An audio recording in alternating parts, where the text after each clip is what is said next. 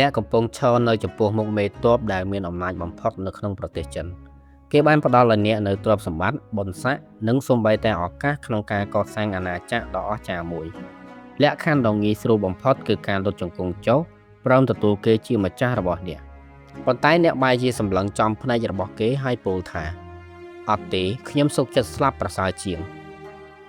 នេះគឺជាអ្វីដែលបរិះម្នាក់បានធ្វើនៅក្នុងសម័យកាលមួយនៅឆ្នាំ199នៃគ្រិស្តសករាជឈ្មោះរបស់គាត់គឺឈិនកុងហើយជំនឿរបស់គាត់ដែលបដិសេធមិនបម្រើឆាវហើយសុខចិត្តទទួលយកការប្រហារជីវិតបានក្លាយជាវិញ្ញាណវិលវល់ក្នុងប្រវត្តិសាស្ត្រចិនអស់រយៈពេលជិត 2000 ឆ្នាំមកហើយ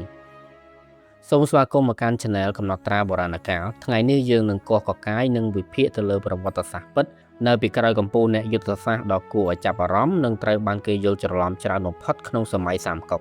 ខ្ញុំមិននិយាយអំពីសាច់រឿងប្រឡំលោកនោះទេប៉ុន្តែវាគឺជាកំណត់ត្រាប្រវត្តិសាស្ត្រពិត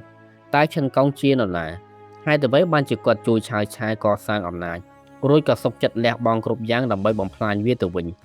ហើយតើការបញ្ចប់ដ៏សោកសៅរបស់គាត់គឺជាការឈរលើគោលការណ៍កិត្តិយសដ៏ខ្ពង់ខ្ពស់ឬគ្រាន់តែជាទង្វើអស់សង្ឃឹមចុងក្រោយរបស់បុរសម្នាក់ដែលជាប់អន្ទាក់ដោយមនោគមវិជ្ជាខ្លួនឯងដើម្បីយល់ពីឈិនកុងយើងត្រូវត្រឡប់ទៅសម័យរាជវង្សហានខាងកើតអំឡុងពេលនៃឆ្នាំ180ដល់190នៃគ្រិស្តសករាជនៅពេលនោះអាណាចក្រហានដែលមានអាយុកាល400ឆ្នាំកំពុងតែដួលរលំពួកមហាថ្លឹកនិងសាច់ញាតិមហេសីបានដណ្ដើមអំណាចគ្នាការបះបោររបស់ពួកកសែងលឿងបានធ្វើឲ្យជនបទរងការខ្ទេចខ្ទីហើយនៅឆ្នាំ189មេតូកំណាចតងជួបានអុកឡុករាជវាំងនិងនគរហើយក្រោយមកដុតបំផ្លាញក្រុងលក់យ៉ាងនិងបន្តចាប់អធិរាជធ្វើជាចំណាប់ខ្មាំងអំណាចមិនមែនស្ថិតនៅក្នុងដៃរាជវាំងទេតែស្ថិតនៅក្នុងដៃអ្នកកាន់ដាវឈិនកុងកើតនៅក្នុងស្រុកអ៊ូយ៉ាងយើងមិនដឹងច្បាស់ពីឆ្នាំកំណើតរបស់គាត់ទេប៉ុន្តែយើងដឹងថាគាត់ជាសមាជិកនៃវណ្ណៈបញ្ញវន្តគាត់ទទួលបានការអប់រំយ៉ាងខ្ពង់ខ្ពស់មានគោលការណ៍និងរស់នៅតាមលទ្ធិខុងជឺដែលឲ្យតម្លៃលើភាពស្មោះត្រង់គុណធម៌និងក្តីមេត្តានិយាយឲ្យខ្លីគាត់គឺជាមនុស្សដែលមានចរិតផ្ទុយស្រឡះពីសម័យកាលដែលគាត់បានរស់នៅដើមទសវត្សរ៍ឆ្នាំ190ឈិនកុងបានចូលទៅក្បែរមេទ័ពដែលកំពុងរះមួយរូបគឺឆាវនៅពេលនោះឆាវមិនទាន់ជាបុគ្គលដែលមានអំណាចលើសលប់នៅឡើយទេគាត់គ្រាន់តែជាមេទ័ពម្នាក់ដែលពូកែនិងក្លាហានដែលបានប្រយុទ្ធប្រឆាំងនឹងតុងជួប៉ុន្តែគាត់ខ្វះមូលដ្ឋានទ័ពរឹងមាំរឿងនោះបានផ្លាស់ប្ដូរនៅឆ្នាំ193ដោយសារតែឈិនកុងនៅពេលដែលអភិបាលខេត្តយ៉ានជៅត្រូវបានសម្លាប់ដោយពួកកន្សែងលឿងខេត្តនេះក៏លែងមានមេដឹកនាំឈិនកុងបានឆក់យកឱកាសនេះគាត់បានទៅរកឆាវហើយនិយាយថាទុកឲ្យខ្ញុំទៅបញ្ចុះបញ្ចូលពួកអភិជនក្នុងតំបន់ឲ្យទទួលយកលោកជាចៅហ្វាយខេត្តដែលមានខេត្តយ៉ានជៅជាមូលដ្ឋានលោកអាចបង្កើតមហិច្ឆតាត្រួតត្រាផែនដីបានហើយគាត់ក៏ធ្វើវាបានសម្រេចមែនឈិនកុងបានចរចាដោយផ្ទាល់ជាមួយគ្រួសារនៅមានអំណាចក្នុងតំបន់គាត់បានលើកហេតុផលថាមានតែមេដឹកនាំដែលមានសមត្ថភាពដូចឆាវទេទើបអាចបង្ក្រាបពួកកន្សែងលឿងនិងនាំមកនៅសណ្ដាប់ធ្នាប់ឡើងវិញលបែងភ្នោនេះបានជោគជ័យឆាវបានក្លាយជាចៅហ្វាយខេត្តយ៉ាងជៅគាត់បានស្រូបយកទ័ពកន្សែងលឿងដែលចុះចាញ់បង្កើតជាកងទ័ពឈីងជៅដ៏ល្បីល្បាញហើយភ្លាមក៏បានបង្កើតបានជាកម្លាំងយោធាខ្លាំងបំផុតមួយនៅក្នុងតំបន់វាលទំនាបបណ្ដាលនៅដំណាក់កាលនេះឈិនកុងគឺជាសម្ព័ន្ធមិត្តដែលឆាវទុកចិត្តបំផុតម្នាក់ប៉ុន្តែក្នុងរយៈពេលត្រឹមតែ1ឆ្នាំគ្រប់យ៉ាងក៏ប្រែប្រួលចំណុចនេះហើយដែលប្រវត្តិសាស្ត្រពិតនិងប្រឡោមលោកមានភាពខុសគ្នានៅក្នុងរឿងសាមកុកឈិនកុងបោះបង់ឆាវបន្ទាប់ពីឃើញឆាវសម្រាប់គ្រួសាររបស់លីប៉ស៊ឺទាំងអយុធធររួចពលពាក្យស្លោកដ៏ល្បីថា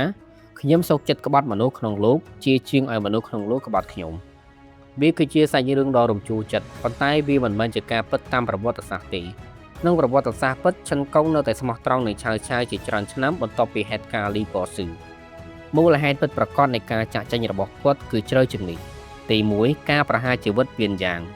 ការដឹកនាំរបស់ឆាវក្នុងខេត្តយ៉ានជៅចាប់ផ្ដើមមានភាពរកាំរកូសជំនួសឲ្យការសហការជាមួយបញ្ញវន្តក្នុងតំបន់គាត់បែរជាលើកបន្ទប់មនុស្សស្និទ្ធស្នាលរបស់គាត់បន្ទាប់មកហេតុការណ៍មួយបានកើតឡើងបញ្ញវន្តល្បីឈ្មោះម្នាក់ឈ្មោះពៀនយ៉ាងបានរិះគន់ឆាវចំឆាវបានឆ្លើយតបវិញដោយការប្រហារជីវិតគាត់ចោលពៀនយ៉ាងគឺជាមិត្តភ័ក្តិរបស់ឈិនកុងទង្វើនេះគឺជាការប្រកាសថាឆាវមិនគោរពពួកបញ្ញវន្តទេអ្នកណាប្រឆាំងអ្នកនោះដាច់ក្បាលនិងទី2ការសម្លាប់រង្គាលនៅខេត្តស៊ីជើ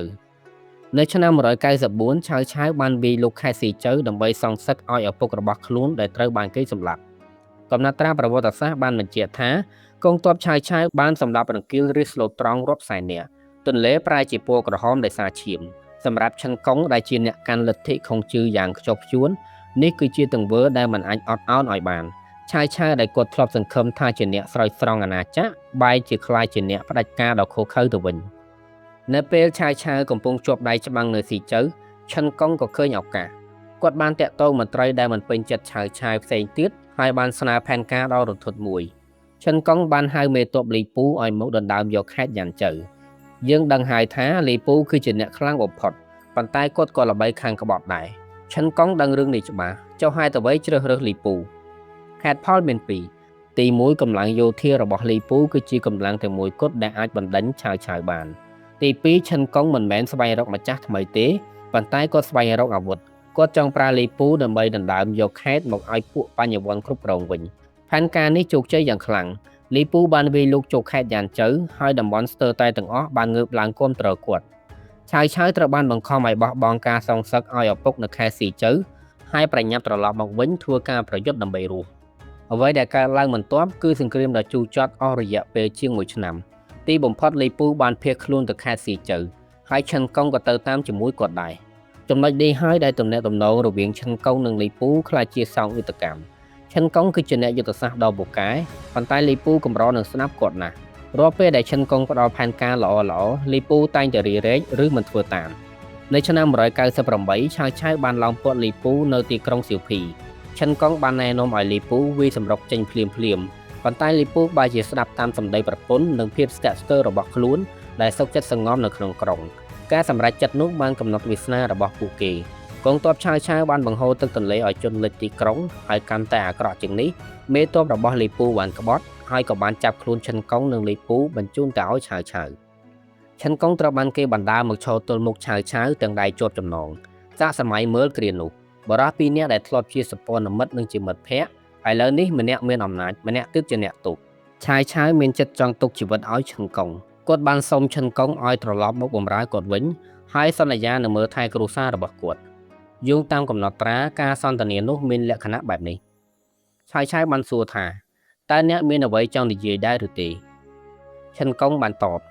ខ្ញុំមានពាក្យតែមួយម៉ាត់គត់ថ្ងៃនេះខ្ញុំជ្រើសរើសយកសេចក្តីស្លាប់ឆាវឆាវបានសួរបន្តចុះចំណែកម្ដាយចាស់ប្រពន្ធនិងកូនរបស់លោកវិញឈិនកុងតបថាខ្ញុំធ្លាប់ឮថាអ្នកដែលគ្រប់គ្រងដោយធម៌កតញ្ញូមិនធ្វើបាបឪពុកម្ដាយរបស់អ្នកដទៃទេអ្នកដែលគ្រប់គ្រងដោយក្តីមេត្តាមិនកាត់ផ្ដាច់ពូជពង្សរបស់អ្នកដទៃឡើយវាសនាគ្រួសារខ្ញុំស្ថិតក្នុងដៃលោកមិនមែនក្នុងដៃខ្ញុំទេបន្ទាប់មកឈិនកុងក៏ដើរសម្ដៅទៅកាន់ទីលានប្រហារជីវិតដែលមិនក្រឡេកក្រោយឡើយឆាវឆាវបានស្រក់ទឹកភ្នែកឈិនកុងត្រូវបានប្រហារជីវិតនៅថ្ងៃទី7ខែកុម្ភៈឆ្នាំ199នៃគ្រិស្តសករាជនៅតំបន់សៀភីបច្ចុប្បន្នជាខេត្តភីជើក្រុងជាងស៊ូហេតុអ្វីឈិនកុងបដិសេធការទុកឱកាសពីសំណាក់ឆាវឆាវគាត់អាចនៅរស់រាននិងមានបុណ្យស័ក្តិខ្ពស់អ្នកប្រវត្តិសាស្ត្រជជែកវែងញែករឿងនេះអ្នកខ្លះថាជាគោលការណ៍ខុងជឿដ៏បរិសុទ្ធបន្ទាប់ពីឃើញភាពខុសខើរបស់ឆាវឆាវគាត់មិនអាចបម្រើមនុស្សបែបនោះបានទេប៉ុន្តែខ្ញុំគិតថាមានកត្តាមួយទៀតគឺភាពខ្មាស់អៀន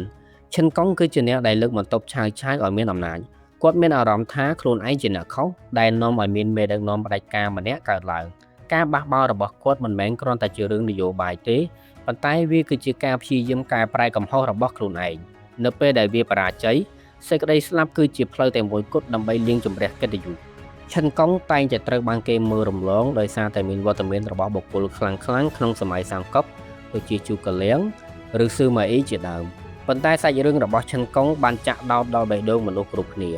គាត់គឺជាបរិះដែលបានធ្វើការជ្រើសរើសលក្ខខណ្ឌដ៏លំបាកបំផុតជួយឲ្យជនបដិការឡើងកាន់អំណាចឬស្លាប់ដើម្បីបញ្ឈប់គេគាត់បានជ្រើសរើសផ្លូវទី2គឺសេចក្តីស្លាប់ប៉ុន្តែការស្លាប់របស់គាត់នៅតែមិនអាចបញ្ឈប់ឆាវឆាវបានដដែលឆាវឆាវទោះបីជាខូខើប៉ុន្តែមិនដែលភ្លេចឈិនកុងឡើយគាត់បានមើលថែគ្រួសាររបស់ឈិនកុងយ៉ាងល្អរហូតដល់អស់ជីវិតប្រហែលជាឆាវឆាវក៏សោកស្ដាយចំពោះបរិះម្នាក់គត់ដែលធ្លាប់ជឿជាក់លើរូបគាត់ដែរតែអ្នកយល់ថាគាត់ជាវីរបុរសដែលមានគោលការណ៍ឬជាមនុស្សល្ងង់ដែលដើរតាមឧត្តមគតិហួសហេតុសូមអរគុណសម្រាប់ការទស្សនាជួបគ្នានៅវីដេអូបន្ទាប់